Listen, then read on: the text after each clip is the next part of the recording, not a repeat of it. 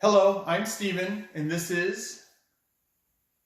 Hi, I'm Rizwan. And we're Cardboard Coalition. Today, we're here to go over a review on Moongrel Games, Sleep Tight. I know sound lighting, we're still working on all that, and as we have said before, Rizwan is not with us physically, obviously, because she's in Tehran, Iran. And eventually she'll be here and we'll be able to do videos with her just sitting here. And I'm sure all this YouTube stuff will get much better when she's here to kind of help me figure this out. I'm not the best at this yet. But we will get better as we do more reviews and how to plays and things like that. So, as I said, today we're going to go over Sleep Tight. So we just thought we would talk about a couple of things we like, we don't like, and maybe give it a little bit of a score. But we'll see how it goes. So, what's one of the things that you liked about Sleep Tight, Rizwan? I like it. A lot of things I like about this game. It's so funny for me, and we don't have this game in our country, and I like it. Yeah.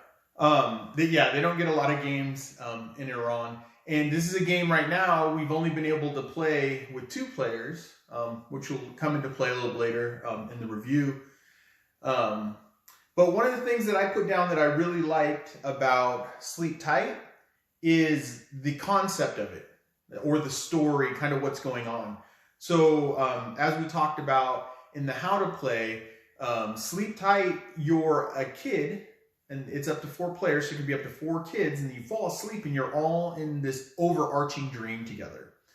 And the Sandman is trying to collect up your soul fragments, right? These little pieces of your soul. When you first wake up, I guess you would say, in the dream, you have 3 soul fragments. You want to get 10 to get out of there, or you want to beat the Sandman or survive the dreams, really what kind of goes on.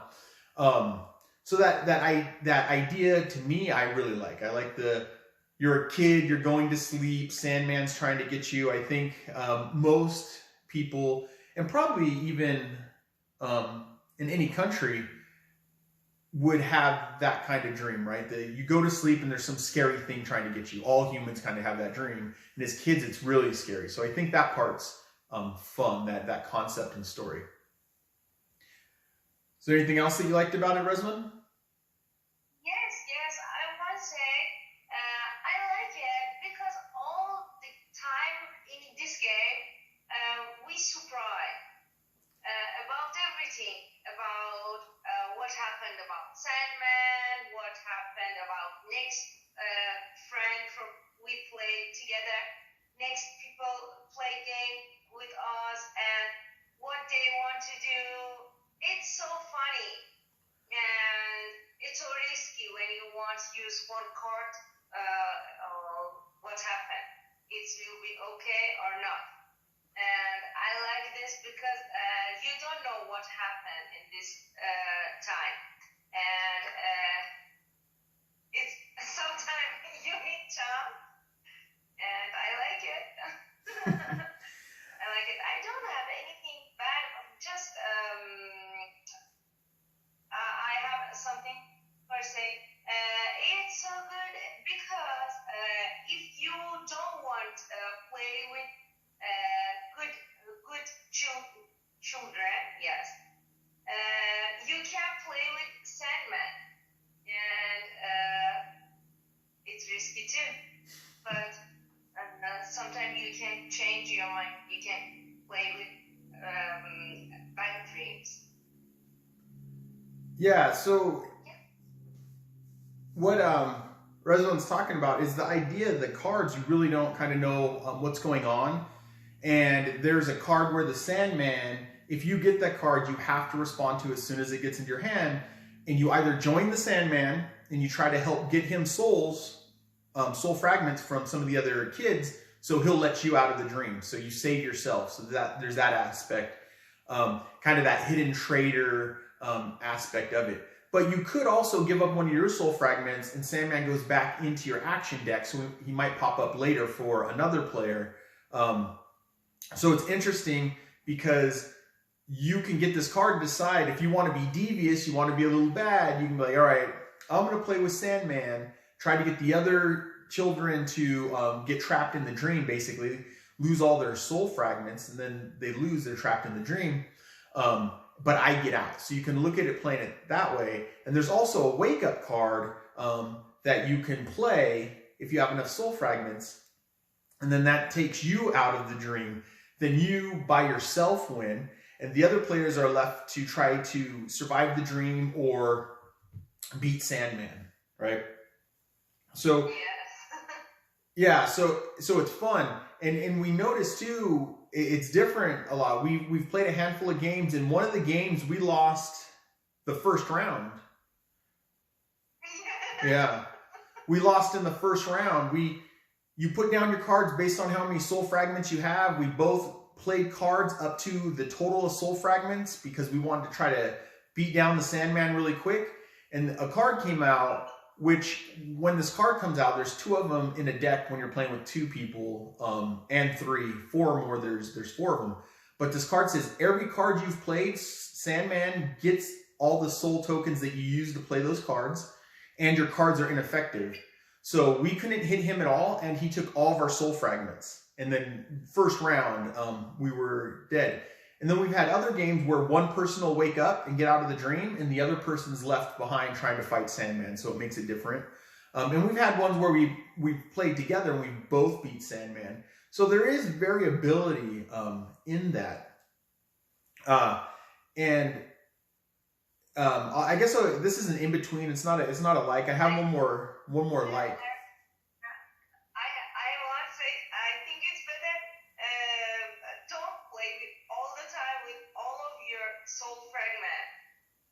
Oh yeah.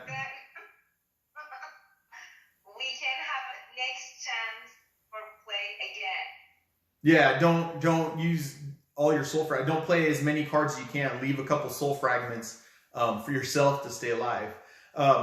So in that's you have to think through what you're playing. It's light. It definitely is light. I don't know if I would say mid-range. We're both fairly new at gaming and stuff, so I would say it's light to maybe mid-range. I mean, there's a little bit of strategy you can put in there. But going back to what I was going to say is that there's that wake-up mechanic, and we've only played with the 2 of us. So when someone wakes up, it almost feels like they've left you behind. And I guess maybe that's the whole point to it. But when it's just you and the Sandman, then you're like, oh no, like I have to beat Sandman. It might be different with more players. Hopefully we can get more people in and start playing, especially when Rezvan gets here, once that stuff all goes through. With more players, it might not be as bad if one person or 2 of the 4 people wake up from the dream. And they win because they woke up, and leaving 2 people left to try to duke it out with Sandman. Because it does play up to 4 players. So that wake-up mechanic, I'm a little iffy on, but we've played it with 2 players. I'm not saying it's good, I'm not saying it's bad. I don't know where I land on that one. But I'd like to say one more thing that I like about it. I really like the art. I like the art a lot. It's very interesting, nice art. I would say, yeah? I like too. Oh, you like the art too? Yeah. I would... It's too hard for me. I watch all, I touch them, and I feel that card. But when I see, I like art about this card. Oh yeah, because you don't get to have the fun of being able to touch the card and play with it. It's called tactile, like the tactile nature, the ability to feel things. I found that's one of the things I really like moving into board gaming. I played video games. I've read comic books my entire life. So I've always kind of circled around that area until I was invited in by someone else. But the tactile nature of the game, I found I really like dice games because I like to roll. I like card games because you pick up the card, you play it down, and you're picking up stuff and messing with it. So as Rezvan was saying, is she doesn't get to physically hold the cards, but you like the art. You like being able to see the art when I show you the art on each card. Yes, I like it. Nice. And, I'm so happy because we we can play with this, and I have never thought we can play card games together. It's so good. Oh yeah, it gives us the ability to play card game over video conference. This is what we do to be able to communicate all the time. So yeah, I really like the art. The one thing I would say about the art is it doubles. It has the same art on multiple cards, and it's for the same card and same action. I get that, but there's a little number of like which, and I'm assuming it's which art piece it is. And it would be nice for each card to have a different art piece because the art's just so nice. You want to see more of it. An example, there's a Limbo Dreamscape area that you can go into.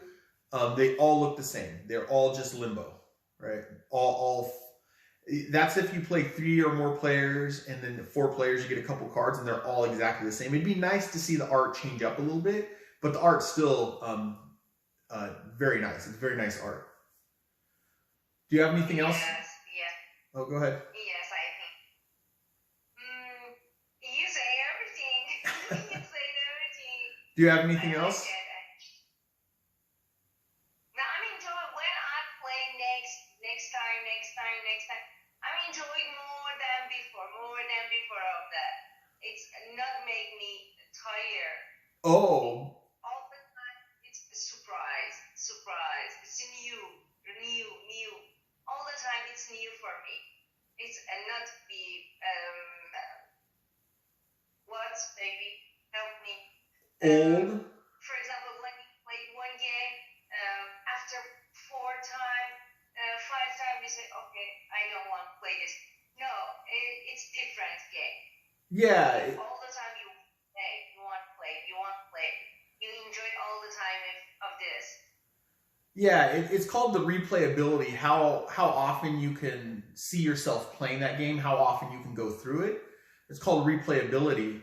And I think there's a decent amount of replayability. It's definitely a light game in fun, but like just explaining how we've played through, we've had different experiences every time. And I think there would be more experiences with playing it at its limit, the 4 people. I think it would play really good with 4 people. I think that's a good limit. And it would make that, the hidden trader kind of aspect, the person working for the Sandman, kind of fun, right? Because there might be someone at the table who just says, I want to wake up from the dream and win. We definitely have some friends that like to win, so I can see them using that card, just being quiet. But as it is, I think Resvon loves me way too much, and she never wants to leave me behind. So she'll give up a soul fragment to put the card back in the deck, or she won't work with the Sandman if she doesn't have to, kind of thing. So, yeah. Are there? And Yeah. I want to say something. If I want to say something bad about this game, it's sometimes you think it's so fast. Game done so fast. Sometimes you enjoy of this game and you want it's don't be done. Oh. You want play. It's I have these things about bad word about this. For example, if 4 people want to play together, I think that's going to be done so early. Yeah, early, done quickly. Yeah, it's definitely a fast game. The playtime, let me look at the back of this. Yeah, 10 to 20 minutes is the playtime. What this game is, I believe it would go into the category of filler game. And a filler game, Resvon, is a small game that's really easy to teach and play. People can understand it really quickly. So it plays through really quick. It doesn't have a long playtime. So unlike another game that might take an hour, hour and a half, 2 hours, this one's designed to play quickly. It's kind of like a filler game, just a small game to play in between. Or let's say you have a group over for gaming night and you're setting up a bigger game. It takes some time to get all the pieces out and set it up. You can have whoever's not setting up the game, so they don't have to just sit there, play a game like this. And time they're done with this game, 10, 20 minutes in, you have the other game set up. Does that make sense? Yeah, exactly. It's so good for me and you because sometimes we want to play games so quick, and then we can play this. Yeah. It's so good for us, but sometimes, for example, if four people together want to play, it's so quick for four people. Sometimes I think it's so quick for four people, maybe 10 minutes, maybe before that. Yeah, it's quick. So one of the things that I put down for things that are negative, I don't know if it's necessarily that I don't like, but that are bad, is the instructions could be a little clearer. There are some points when you're reading through the instructions and it says what a card does and how something works, or some extra things that you can do. But then after that quick blurb or paragraphs, probably only a sentence or two, it says only use this in 4 players. So you read through that, and when you're first reading, you're trying to get through your head how this game plays, and then you get that stuck in your head, and it says, oh wait, this is only if you have 4 players. And you're like, okay, forget that for a second. This doesn't work for 2 players. For 3 players, it's 4 players, right? So the directions, clearer directions, and they're not bad at all. If I could figure out the game, anybody can. So they're not bad. Just a little clearer would have been nice. Do you have anything else, Rosemary? No, maybe sometimes some things can be good, can be not good, bad, not good. Yeah. But it's different what you want. For example, I say it's so quick game, but it's so good game when we want to play together. We don't have a lot of time for talk together, for play game together. It's so good for us, for example. I love it because we play together. We have so funny time together, and it's so easy for play. You know? Yeah. Doesn't matter. It's different how you can watch this part. Just I wanted to say it's a little bit quick, but it's not bad meaning. It's can be good meaning. Well, it's quick. It's kind of like a filler game. Yeah. So the other thing that I would have liked to have seen or had is a player aid. And some of that might be playing it remotely with Resvon. So a card or something that shows what all the symbols mean would help out. Just for, I think even if you played it in person, because you have 4 people, you're not necessarily don't want everybody to know what's in your hand. You don't want to constantly keep asking. And granted, I'm not a game designer or producer or anything like that, but I think to have 4 player reference cards in there that a player can have in front of them and flip them, you know, have information on both sides, and it can explain what each thing means so they can deal their hands without playing. So if you guys watched the playthrough that Resvon and I did my cards, and Resvon did her. I helped her with her cards, but I saw everything. Well, the other day I made a quick little out of a cardboard paper towel, little cardboard in the middle, made her a little card tray, so I didn't see her cards, and I could a little bit, not from looking at the camera, but sometimes she would ask what a certain card meant, like the symbol, because she forgot. So if she would have had that player aid, it would have been easier for her not to ask me questions. And then if she wanted to be one of the kids the Sandman asks her to work with her, she could have decided to do that without me knowing, right? Without me knowing what cards she had. So I think just a small player aid would be nice. Size of the card, just like all the other ones. I don't know how much more that would have cost in the production. It was a fairly cheap game. Like I said, I got on Kickstarter. I think it was $16 or $17 for the game. So I don't think the cost is that bad. And I don't know if adding those player aids would bump the cost up. Do you have any final thoughts, Resvon, about Sleep Tight? What? Do you have any final thoughts? Any last things that you want to say about the game? No. I hope they can enjoyed of that, and they sent a message to us about what's their feeling about this game. Oh yeah, commenting about the game. Yeah, comment if you guys have it. I don't know if it's free to play for everybody on Tabletop Simulator. It was on Tabletop Simulator for a while. But yeah, let us know what you guys think. If you've played the game, if you're interested in the game.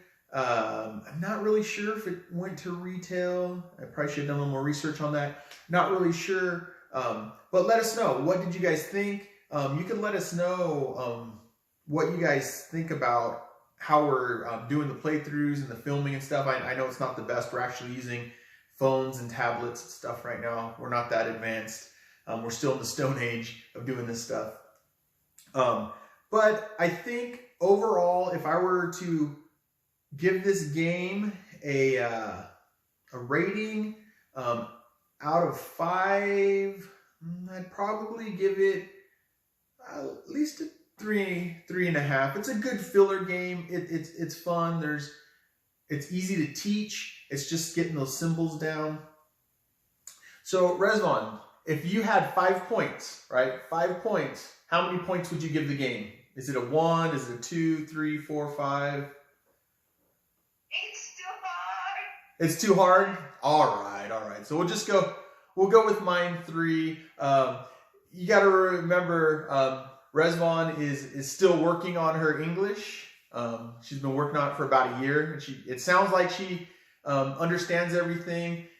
She doesn't always, and it's hard for her to express stuff, but we work on it and stuff. So I'll work on her with the ratings, so she can kind of start giving ratings too. But yeah, I think I'd give it a good solid 3. Right? It's a good in between game, a good filler game. It's not really hard to learn. The art's nice. The concept is really nice.